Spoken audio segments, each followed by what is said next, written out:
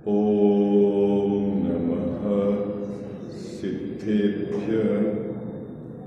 ॐ नमः सिद्धेभ्यः। ॐ नमः सिद्धेभ्यः। ओंकार बिंदु संयुक्तं नित्यं ध्यायन्ति योगिनः कामदं मोक्षदं चैव। ओंकाराय नमो नमः। मंगलम भगवान वीरो मंगलम गौतमो गणी मंगलम कुंद कुंदार्यो जैन धर्मोस्तु मंगलम। सर्वमंगल मांगल्यम सर्वकल्याणकारकम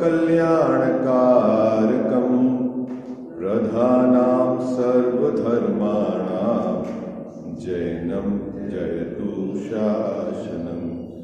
जैनं जयतु शासनं।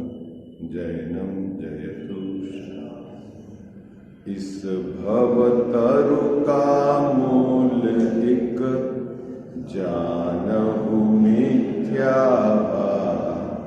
ताको कर निरमूल अब करिए मोक्ष।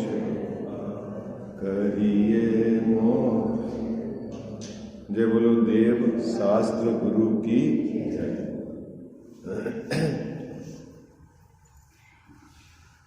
मोक्ष मार्ग प्रकाशक ग्रंथ के 7वें अधिकार के आधार से जैन मिथ्या दृष्टि में व्यवहाराभासी मिथ्या दृष्टि है ना, उसके 7 तत्व का विपरीत श्रद्धान किस प्रकार रहता है उसकी चर्चा अपन कर रहे हैं।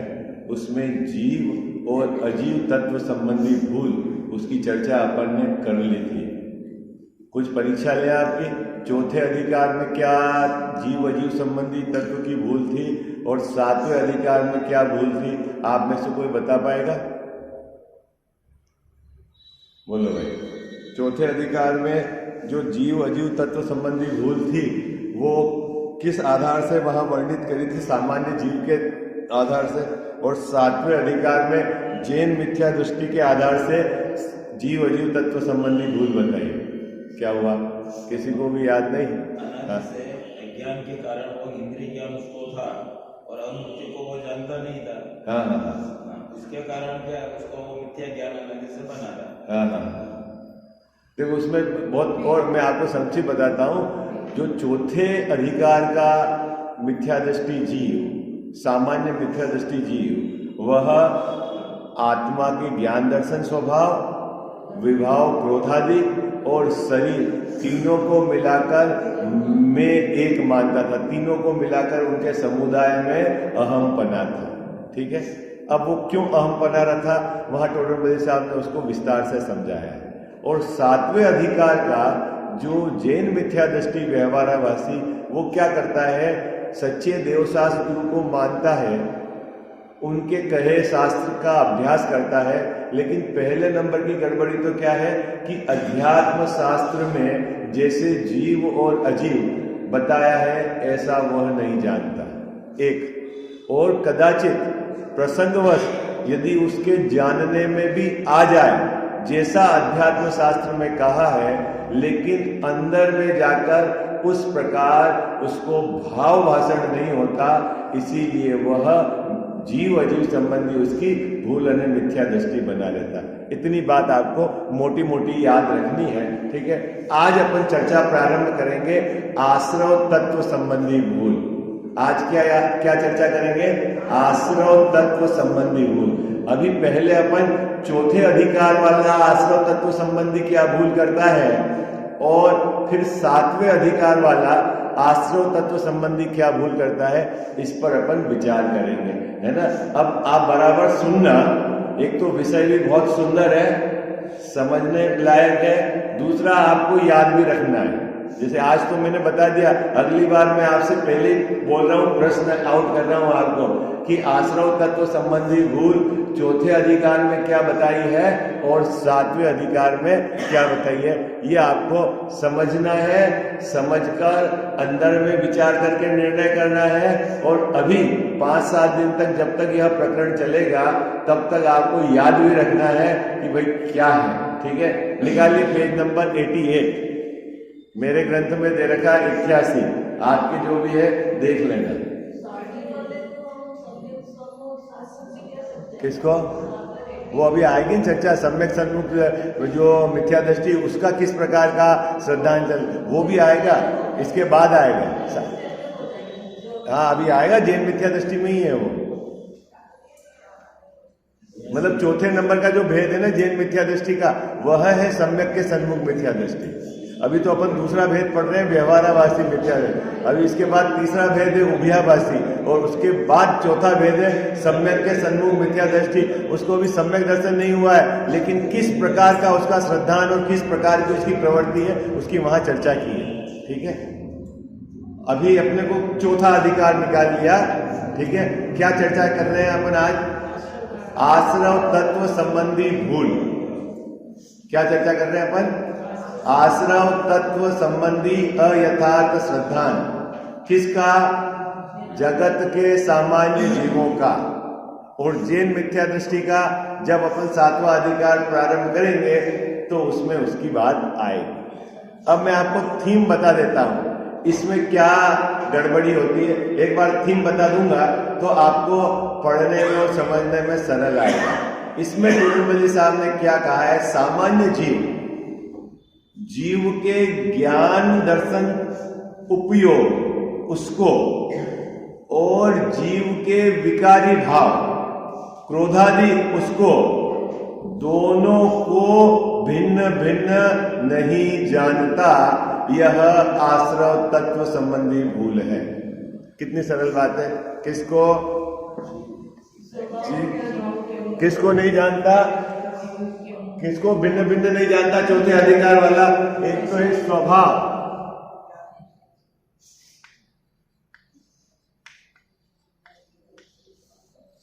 और विभाव। ठीक है, स्वभाव में है ज्ञान, दर्शन, उपयोग। ज्ञान दर्शन का व्यापार है ना, उसी को उपयोग बोलते हैं। ठीक है, और यहां क्रोधादि।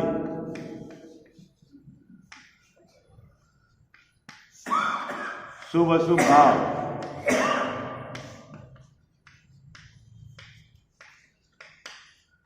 पाप पुण्य के भाव।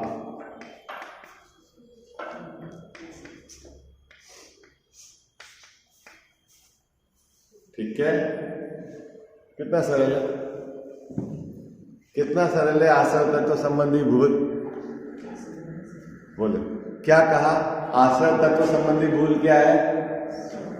दो चीज में भिन्नता का नहीं जानना। यह चौथे अधिकार वाला सामान्य जीव आश्रव तत्व संबंधी भूल करता है। फिर से, किसकी भिन्नता नहीं जानना? जीव के ज्ञान दर्शन स्वभाव की और जीव के क्रोधाधिक विभाव की। क्या? किसमें भिन्नता जानना है अपने को? स्वभाव और विभाव। जो क्रोध मान माया लोभ दया दान पूजा व्रत के जो भाव होते हैं, ये क्या है? विभाव। और जानना जानना जानना वह है स्वभाव। स्वभाव और विभाव ये दोनों भिन्न भिन्न है। स्वभाव जीव तत्व है और विभाव आश्रव तत्व है। कितने को समझ में आ गया? कितना सरल है? कितना सरल है? बोलो क्या? स्वभाव क्या है? ज्ञान दर्शन, वो तो जीव है।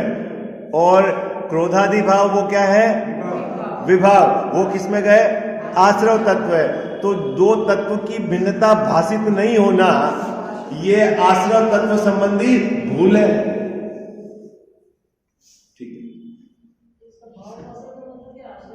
फीलिंग होना ये मुझसे भिन्न है, अहम जीव में होगा, और अहम यदि आश्रव में है तो वो मिथ्या है। जीव में अहमपना होगा, श्रद्धा जीव के साथ चलेगी, इसमें अहम करना वो सम्यक दर्शन है। और इसको भिन्न जानना, आश्रव को भिन्न जानना है, भिन्न जानना तो है, लेकिन अभी क्या करता है मिथ्या दृष्टि, इसको और इसको भिन्न नहीं जानता। किसको एक मानता है? क्रोध को, मान को, माया को, लोभ को, कसाय के परिणाम को, दया, दान, पूजा, व्रत के भाव को वो क्या मानता है? ये मेरे भाव हैं। किसके भाव है? किसके भाव है गजाव साहब? जीव के तो भाव है, लेकिन वो जीव के विभाव भाव है। आई बात समझ में? आपको इतना बस यही समझना है, क्या क्या है? जीव के विभाव भाव है, स्वभाव भाव नहीं है। उद्गल के तो है ही नहीं है, लेकिन अभी ये क्या विभाव और स्वभाव दोनों में भिन्नता नहीं करता, इसीलिए वो मिथ्या दृष्टि है। कितनी सरल बात है, कितनी सरल बात है, हाँ? स्वभाव और विभाव, बस ये टोडरमल साहब ने 2 पैराग्राफ में समझाया है। क्या? देखो अब मैं पढ़ता हूं, ग्रंथ निकाल लो, चौथा अधिकार, आश्रव तत्व संबंधी अयथार्थ सिद्धांत, पेज नंबर 88 है ना? पढ़ता हूं मैं अब आपको सब ये बहुत महत्वपूर्ण प्रकरण है, आश्रव तत्व संबंधी भूल। चौथे अधिकार में तो आपको सरल है, और 7वें अधिकार में थोड़ा आपको कठिन पड़ेगा, लेकिन घबराना नहीं। क्या? आपको बराबर समझने का प्रयास करना है अपने को, क्या? चित्त की सरलता से, नहीं तो क्या है कि अरे ये कैसे हो गया, अभी पहले समझने की कोशिश करना, ठीक है? उसके बाद गहराई से विचार करना, और होए तो पूर्व और अपर जो भी ग्रंथ है उसका मिलान करना। आपको बार बार विचार करके जब तक सत्य भाषित नहीं हुए ये विचार करते रहना, ये काम कौन सम्यक के सन्मुख मिथ्या दृष्टि करता है, ठीक है? वो अपन प्रकरण चलाएंगे तब आपको समझ में, इतनी तो जिम्मेदारी आपकी है, ठीक है? देखो क्या कहते हैं, इस जीव को, मिल गया पेज नंबर 88 चौथे अधिकार में, जहां आश्रव तत्व संबंधी भूल लिखी हुई है, वो पैराग्राफ निकाल लो आप। मिल गई? है जयपुर वाले ग्रंथ में 82 पेज 82। इस जीव को, किस जीव को? इस जीव को मतलब किसको? जो मिथ्या दृष्टि है। आप यदि अपने पे घटाना चाहो तो घटाओ, कोई दिक्कत नहीं है। क्या? इस जीव को मोह के उदय से, ये जो मोह है ना, ये मोहनी कर्म है। मोह मतलब क्या है? मोहनी कर्म है। मोहनी कर्म के गजाव साहब 2 बेटे हैं, एक दर्शन मोहनी और एक चारित्र मोहनी। किसके?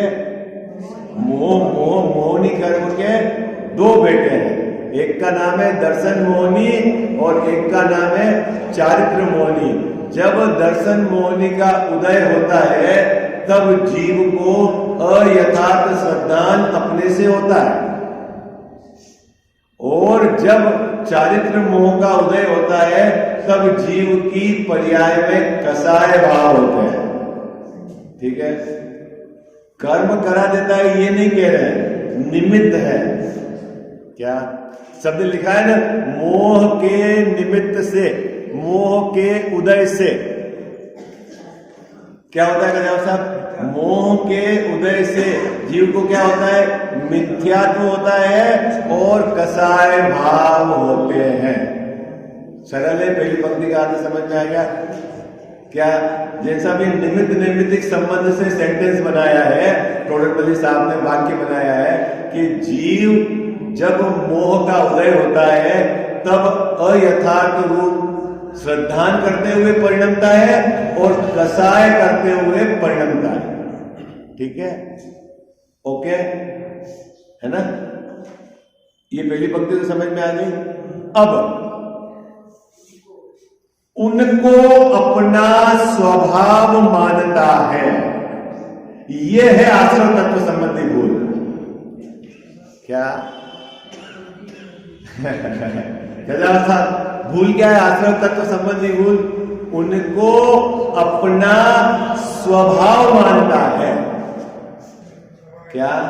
उसका वह कर्ता बनता है। थोड़ा और मैं उसको धार दूं तो क्या है ना? देखो बड़ी बहुत सुंदर बात है भैया। पर्याय में कसाय भाव होना वह आश्रव तत्व संबंधी भूल नहीं है। उस कसाय को स्वभाव मानना वह आश्रव तत्व संबंधी भूल है। कौन कौन समझा? क्या? हाँ, क्यों? क्योंकि सम्यक दृष्टि के भी पर्याय में चारित्र मोह के उदय से कसाय भाव होते हैं, लेकिन सम्यक दृष्टि उन कसाय भाव को स्वभाव नहीं मानता, विभाव मानता है। क्या कहा साहब? क्या?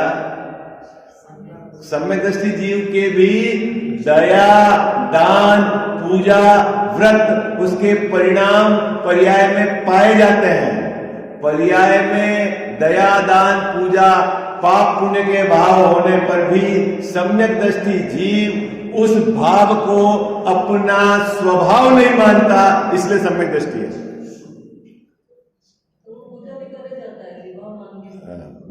ये बस करता ही है, पूजा करता है ना।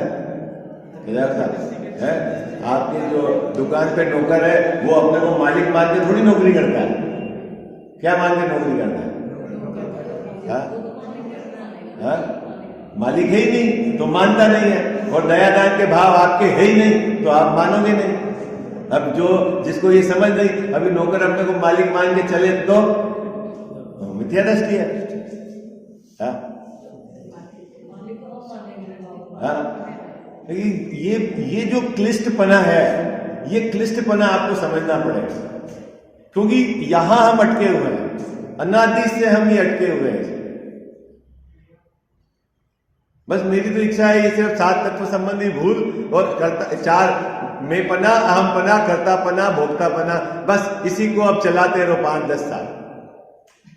बाकी को क्या करना है? बाकी तो बहुत भेद प्रभेद ग्रंथ से देखो, याद करो, फिर याद रहा ठीक, फिर भूल जाओगे, मात्र पाप से बच जाए। यहाँ मुद्दा तो ये है कि अंदर में यहाँ अटका हुआ है जी। क्या अटका हुआ है बता? कि पूजा के भाव को उसने धर्म मान रखा है, जैसा उसने दया के भाव को धर्म मान रखा है ना? तो यहाँ कह रहे हैं कि वो तो आश्रव है, अब इसके गले नहीं उतर रहा है, और वो विभाव है, और विभाव को तुझे मिटाना है। साहब ये कैसे बात की? ये तो मेरे नहीं गले उतर रहा। हाँ भाई, अगर तू विभाव को रखना चाहेगा तो फिर कब तेरी परिणति में धर्म प्रकट होगा और कब तू पूर्ण सुखी होगा? मिथ्या दृष्टि रहेगा। अब इसको ये पेच समझ में नहीं आता। विभाव तो है और मिटाना भी चाहता है। रोग अच्छा नहीं लगता है, लेकिन क्या करे जैसा मिटाना तो चाहता है। दवाई से मिटती है तो क्या करता है? दवाई लेता है, और मिटने के बाद तो दवाई से उसको राग है क्या? लेनी ही है, ऐसा जोर है क्या? दवाई लेते हुए भी दवाई के प्रति उसके हे पना वर्तता है कि नहीं वर्तता? मुद्दे वाली बात है। क्या कह जाओ सर? क्या बोलो, कह जाओ सर? दवाई लेते हुए भी दवाई के प्रति उसका हे पना वर्तता है कि नहीं? ठीक उसी प्रकार ज्ञानी के दया, दान, पूजा, व्रत के परिणाम होते हुए भी उसके निरंतर हे पना वर्तता है, इसलिए वो ज्ञानी है। जो दवाई लो आप भाई, आपको पेट की गड़बड़ी है, आप दवाई ले रहे हो, ठीक है, तो दवाई को अच्छा मानकर लगातार लेनी चाहिए, ऐसा जोर रहता है? नहीं रहता, नहीं है, समझदार। वो तो दवाई को छोड़ना ही चाहता है, ये तो मजबूरी बस। मजबूरी बस। आपको आचार्य देव कहेंगे कि ये शुभ भाव में प्रवर्तना इसका मजबूरी बस है। दो कारण बताए कि शुद्ध में रह नहीं पा रहा है और अशुभ में जाना नहीं है। क्या क्या कहा सर? काय के लिए? अशुभ में तो जाना नहीं है और शुद्ध में रह नहीं पा रहा है। रहना तो शुद्ध में ही है इसको, लेकिन रह नहीं पा रहा है और अशुभ में जाना नहीं है, इसलिए शुभ में प्रवर्तन करता है। लेकिन जो शुभ को ही अच्छा मानकर बैठ जाए उसके कभी भी शुद्धता प्रकट नहीं होगी। बात पकड़ में कितनी सब आपको समझ में आती है लौकिक और यहाँ की बात भी, लेकिन अपना जो रस पड़ा हुआ है ना वहां का, वो वहां हटने नहीं देता वहां से। हाँ, उसको इतना ज्यादा रस है कसाय की मंदता का, इतना ज्यादा जोर आता है पुण्य के भाव का।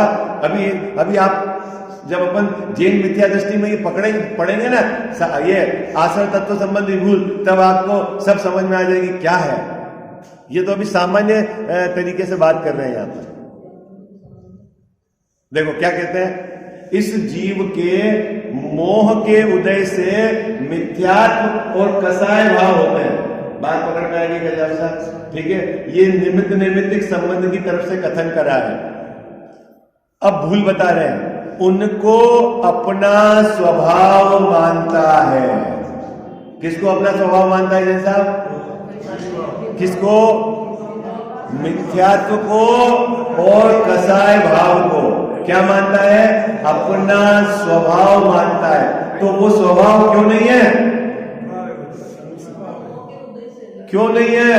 कि वह बाहर में कोई निमित्त पड़ा है। दूसरा, कायम रहने वाला नहीं है। क्या कहा साहब? क्या? कसाय कायम रहने वाली नहीं है, ठीक है। और जो कायम नहीं रहे, किसी के निमित्त से होए, उनको ओपाधि भाव कहते हैं, स्वभाव नहीं कहते। कितने को समझ में आई बात? क्या? आज क्षयोपम ज्ञान औपाधिक भाव नहीं, ज्ञान स्वभाव है और क्षयोपम वो कर्मजनित है। ये आपको थोड़ा सा कंफ्यूजन हो बहुत में, देखो मैं बताता हूं, ये बता दे बड़ा कंफ्यूजन। एक कटोरी, उसमें पानी, एक गिलास, इसमें पानी, एक ये बाल्टी, उसमें पानी, और एक ये तालाब, उसमें पानी।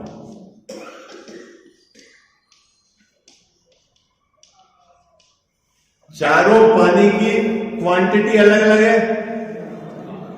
अरे बोलो भाई, क्वांटिटी तो अलग अलग है। ओके, ठीक है। ये थोड़ा सा है पानी कटोरी में, ये गिलास में थोड़ा ज्यादा पानी है, और बाल्टी में उससे ज्यादा पानी है, और तालाब में बहुत पानी। लेकिन चारों पानी के स्वभाव में कोई अंतर है?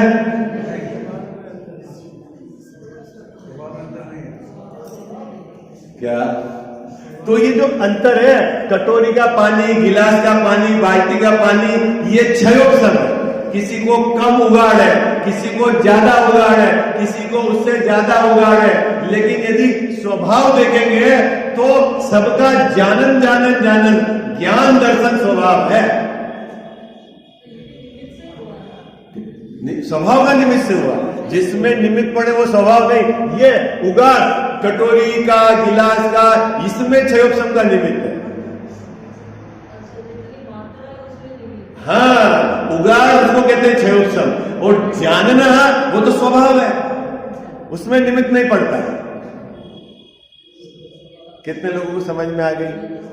ये उदाहरण मैंने तो जस्ट ऐसे आपको समझाने के लिए दिया है, जितना मैंने घटाया उतना घटाना है। अभी मैं क्या क्षयोपम मतलब समझ गए? जैसा वर्तमान उगाड़, वर्तमान ज्ञान की, पर्याय की, जानने की योग्यता, वो उगाड़ है। लेकिन जो ज्ञान है ना, ज्ञान वो मेरा स्वभाव है। आई बात? जैसे ये पानी का स्वभाव शीतलता है, इसका भी शीतलता है, इसका भी शीतलता है, इसका भी शीतलता है, इसका भी शीतलता है। ये क्या है तेजाब साहब? स्वभाव है। इसी प्रकार क्षयोपशम कम हो उस ज्ञान का भी जानना स्वभाव है, थोड़ा ज्यादा हो तो भी जानना स्वभाव है, और ज्यादा हो तो भी जानना स्वभाव है, और केवल ज्ञान हो तो भी जानना स्वभाव है। जानना उसका स्वभाव है, यानी स्वभाव है। ज्ञान का परिणमन होना वो बढ़िया है, अभी जो स्वभाव है उसका, जीव का स्वभाव है ज्ञान दर्शन। कितने को समझ में आ रही भाई बात? आपको इंटरनल स्ट्रक्चर समझना पड़ेगा, शास्त्रीय भाषा से वो क्या भाव है तो आपको पकड़ में आएगी क्या।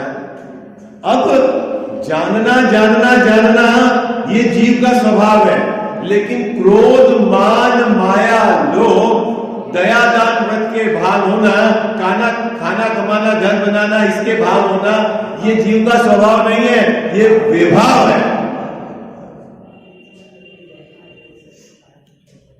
क्या ये क्या है? विभाव है, ये स्वभाव नहीं है।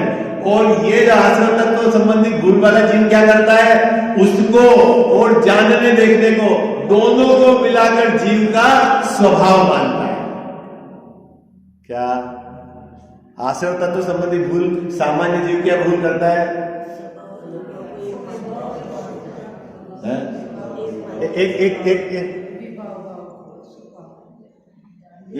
एक में चारित्र गुण में घटाता हूं, देखो आपको थोड़ा और सही है। ये तो मैंने ज्ञान दर्शन स्वभाव में रखा है, चारित्र गुण, ठीक है। अब ये सपोज चारित्र गुण है यहाँ पानी में, अब ये मान लो सपोज अगर पानी में घटा है तो ये गर्म अवस्था है और एक होती है ठंडी अवस्था, ठीक है। तो क्षमा, मार्दव, आर्जव ये तो सहज और स्वाभाविक है, और क्रोध, मान, माया, लोभ ये सब विभाव है। क्या है भाई साहब? चारित्र गुण के अंदर कसाय रूप परिणमन होना ये उसका विभाव है। किसका? चारित्र गुण का विभाव रूप परिणमन होना। और जब भी जीव का विभाव रूप परिणमन होगा, बाहर में निमित्त होगा होगा होगा ही। पानी जब भी गर्म रूप परिणमित होगा तो बाहर में अग्नि का संयोग होगा होगा, अपने आप कभी भी वो गर्म रूप परिणमित नहीं। और ठंडे रूप वो उसका स्वभाव है, उसमें बाहर में आपको कुछ भी नहीं करना है। ठीक उसी प्रकार ये क्रोधादि रूप परिणमित होना और ये इन दोनों में अंतर नहीं जानता, ये है आश्रम तत्व संबंधी गुण। ये दोनों को मिलाकर एक करता है। अभी तो कितनी जबरदस्त गड़बड़ी है सातवें अधिकार में, तो ये कहेंगे कि ये जो है ना विभाव भाव उसको धर्म मानता है, एक विभाव को तो क्या मानता है? अधर्म, और एक विभाव को मानता है धर्म, है ना। शुभ भाव को तो मानता है धर्म और अशुभ भाव को मानता है अधर्म, जबकि वो तो अभी बहुत दूर है, इस सातवें अधिकार में आएगा, है ना। ठीक है, अभी यहां तक पहली पंक्ति का अर्थ समझ में आया आपको? क्या कहा? क्या कहा यहाँ पे टोटल साहब ने? जीव को मोह के उदय से क्या होता है? मिथ्यात्व और कसाय भाव होते हैं, ठीक है, ओके। श्रद्धा गुण में होगा विपरीत परिणमन, वो मिथ्यात्व, और चारित्र गुण में विपरीत परिणमन वो है कसाय भाव, और सामने मोहनी का निमित्त। ये पहली पंक्ति का अर्थ है। उनको अपना स्वभाव मानता है, जैसे ये ज्ञान है ना यहाँ पे क्षयोपशम ज्ञान, ऐसे ही क्रोध को मानता है, ऐसे ही मिथ्यात्व को मानता है। ये वो गड़बड़ी है। हाँ? क्या चारित्र गुण में विकारी पर्याय, क्रोधमान, और श्रद्धा गुण में मिथ्या विपरीत श्रद्धा, और ज्ञान में जानना, तो ये जानना कसा है और विपरीत श्रद्धा सबको अपना स्वभाव मानता है। ये मैं हूं। हाँ? बात पकड़ में आती है आपको रितु भाभी जी? है कठिन तो नहीं लगता आपको विषय? है बहुत जने बोलते बहुत ज्यादा कठिन करते हो, मैंने कहा इससे सरल क्या करना, इससे सरल क्या बात बताया है? भाई बात थीम तो समझो आप, इसमें क्या कठिन है जैसा जो पंक्ति है उसका अर्थ पढ़ रहा हूं मैं तो आप। हाँ अब यहां 3 जगह घटाया है, एक तो ज्ञान दर्शन स्वभाव है इसका, जो क्षयोपसम ज्ञान है उसमें जो क्षयोपसम है उसमें तो कर्म का निमित्त पड़ता है, और जो जानना जानना जानना है वो स्वभाव क्या क्षयोपसम है वो कर्म का निमित्त पड़ता है, और उसमें जानना जानना जानना वो क्या है स्वभाव। ओके, और चारित्र गुण में जो क्रोध मान माया लोभ दया दान के भाव है ये सब विभाग, और श्रद्धा गुण में विपरीत जगह अहम करना वो मिथ्यात्व वो भी विभाग। तो ये क्या करता है, ज्ञान श्रद्धा और चारित्र सबको मिलाकर एक है ऐसा मान, ये आश्रय तत्व की भूल। अब ये बहुत टोडरमल साहब की बहुत कहो कि विलक्षण बुद्धि थी, उन्होंने बताया कि ये गड़बड़ी क्यों होती है ये भी बताया। अभी तो गड़बड़ी है, पहले तो ये क्यों होती है वो भी बताया। अभी देखो पढ़ते हैं अपन क्या कह रहे हैं, देखो इस जीव को मोह के उदय से मिथ्यात्व कसाय भाव होते हैं, उनको अपना स्वभाव मानता है, कर्मों उपाधि से हुए नहीं जानता। हाँ ये जो कजावा साहब पूजा का भाव किसने किया है, बोलो भाई, पूजा का भाव दया का भाव दान का भाव किससे हुआ, किससे हुआ, यहाँ की भाषा बोलो, कर्म के उपाधि से हुआ नहीं जानता। किससे हुआ कजावा साहब? कसाई की मंदता और तीव्रता किससे होती है? हाँ सामने उदय के आधार से होती है। और ये नहीं जानता, ये सोचता है मैं करता हूं। पूजा कौन करता है जनता है? अभी कितना मूर्ख है जो मैं जानता हूं इस पर तो जोर नहीं आता, मैं पूजा करता हूं इस पर जोर आता है। कितना सा डिफरेंस है। पूजा कौन करता है? अरे बोलो भाई, पूजा कौन करता है? तुम ये पूजा के भाव वो तो कर्मों के उपाधिकृत है, और मैं तो जानता हूं। हाँ अभी जानना और ये जो कर्म के उपाधिकृत है दोनों में अंतर नहीं जानता, ये आश्रय तत्व की भूल है। बोले भाई, अरे चौथा अधिकार जब चला था तब आपने अच्छे से समझा था ना विषय, हाँ कि भूल गए सर? दर्शन ज्ञान उपयोग और आश्रय भाव कौन से? दया दान पूजा व्रत खाना कमाना गहने बनाने के भाव, ये सब आश्रय भाव उनको एक मानता है। एक मानता है मतलब दोनों मेरे हैं, अरे तेरे नहीं है, वो विभाव है और ये स्वभाव है, इतना अंतर नहीं जानता। क्या कह रहा सर? दोनों किसके हैं? दोनों किसके हैं? दोनों मेरे हैं ऐसा मानता है। तो जैन साहब ये क्या है? गड़बड़ है। अब टोडरमल साहब कह रहे हैं कि गड़बड़ क्यों हो गई? देखो बहुत सुंदर बात लिखी है। क्या? क्योंकि इनका आधारभूत तो एक आत्मा है। दो बातें कही टोडरमल साहब ने। क्या? कि क्रोध भी आत्मा में होता है और जानना भी आत्मा में होता है, और दोनों एक ही काल में परिणमन होता है। दोनों का परिणमन भी एक काल में होता है। तो इसको ऐसा लगता है कि दोनों मिलाकर ये मैं हूं। क्या बात समझ में आई विदु भाभी जी? ऐसा क्यों लगता है कि मैंने पूजा की और मैंने जाना है? तो जो जानना होता है ना, जानना वो किससे होता है? हाँ, वो मेरा स्वभाव है। कम जानना, ज्यादा जानना वो क्षयोत्सव, और जानना स्वभाव। क्या समझ में आ रही है आपको बात? क्या साहब क्या कहा? कम जानना, ज्यादा जानना, ये तो जो ज्ञान का उदाहरण है उसके आधार से होगा, लेकिन जानना वो मेरा स्वभाव है। और ये जो क्रोधादि भाव है ये मेरा स्वभाव नहीं है, ये विभाव है। लेकिन जानने का काम और क्रोध रूप परिणमने का काम, ये दोनों एक काल में होता है और दोनों आत्मा में होता है। इसलिए ऐसा लगता है कि ये मैं वो एक ही है। ये इसके आश्रम तत्व समझ लीजिए।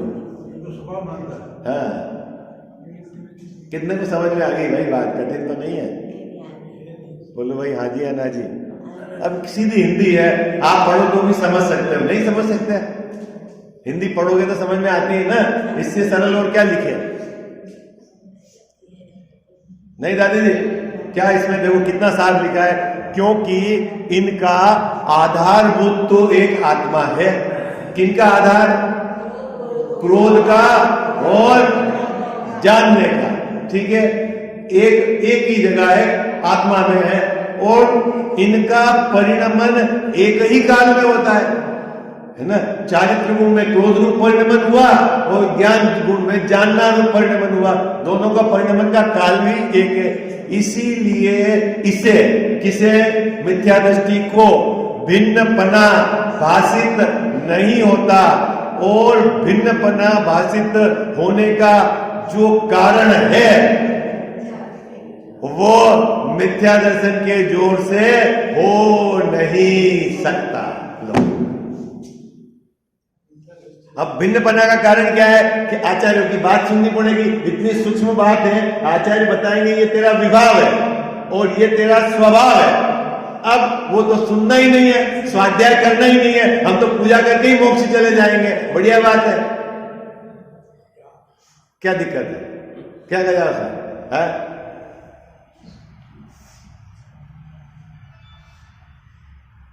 वो तो कुछ करते ही नहीं है, सिर्फ स्वाध्याय करते हैं। अरे स्वाध्याय कोई काम ही नहीं है क्या? या क्या करें टोडरमल साहब कि जो जीव इन दोनों के बीच में भेद विज्ञान नहीं कर सकता कि ये आश्रम है और ये स्वभाव है, इसका समझ लेना कि इसके मिथ्यात्व का जोर है, ये कहना चाह रहे हैं। आई बात समझ में? हाँ, किसको जोर है? किसको जोर है? जो विचार नहीं करता कि ये दोनों भिन्न है।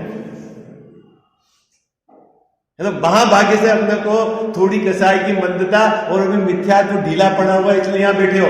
जोर होता तो उठ के बाहर चले जाते। बात समझ? यहां बैठना इसका मतलब है, जिनवाणी के सामने बैठना इसका मतलब है कि अभी आपकी कसाई या मिथ्यात्व ढीला पड़ा हुआ है। बाकी तेज मिथ्यात्व वाले तो उठ के चले जाएंगे। पूजा होगी ना विधान में तो गाजे बाजे होंगे तो आएंगे, और जैसे ही प्रवचन की बात होगी चलो चाय नाश्ता करके आ जाते हैं। वो कौन ले जाता है उनको? कौन ले जाता है उनको? जोर है नहीं भाई साहब, ये कह रहे हैं टोटल साहब। पढ़ लूं मैं पंक्ति, समय तो हो गया, आप भाव निकाल पाओ, खूब विचार करना इस पंक्ति का। देखो क्या क्योंकि इनका आधारभूत तो एक आत्मा है और इनका परिणमन एक ही काल में होता है। किनका परिणमन? दर्शन ज्ञान का उपयोग रूप, जानन रूप परिणमन, और आश्रम क्रोधादि भाव का विभाव रूप परिणमन, दोनों का एक काल में परिणमन होता है और दोनों आत्मा में है। ठीक है, अब इसीलिए इसे भिन्नपना भाषित नहीं होता है। किसको? मिथ्या दृष्टि को भिन्नपना भाषित नहीं होता है। और भिन्नपना भाषित होने का कारण क्या? कारण है बाहर में निमित्त कारण देशना है।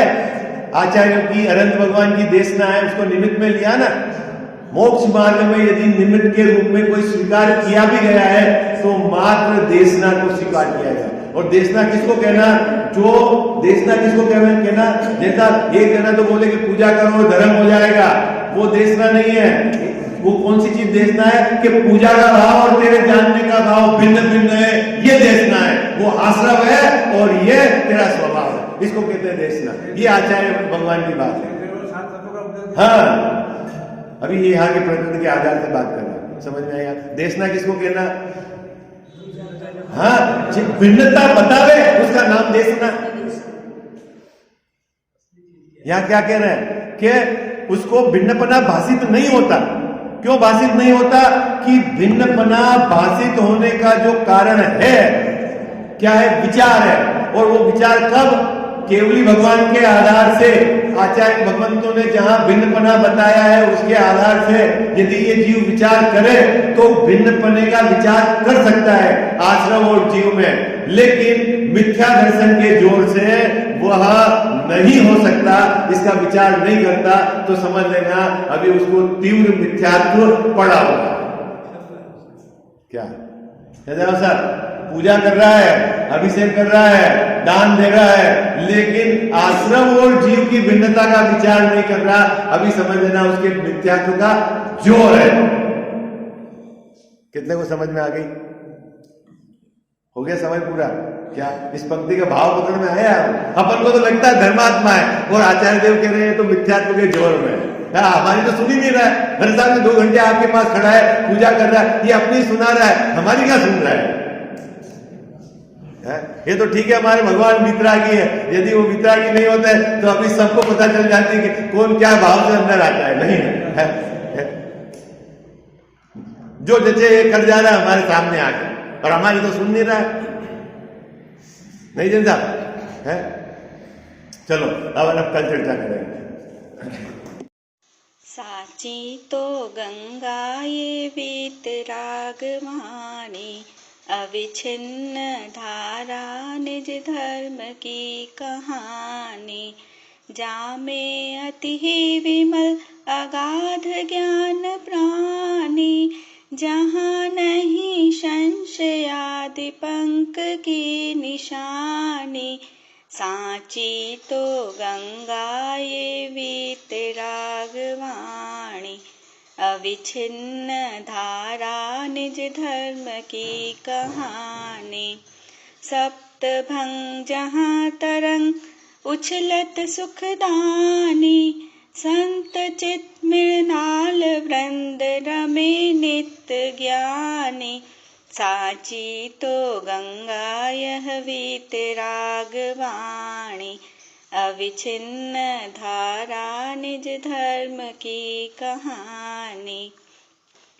जाके अवगाहन ते शुद्ध होए प्राणी, भाग चंद निहचे घट माहिया प्रमाणी। साची तो गंगा ये वीतराग वाणी, अविच्छिन्न धारा निज धर्म की कहानी। जावाणी के ज्ञान ते सूझे लोकालोक, सोवाणी मस्तक चढ़ो सदा देत हूँ धोख।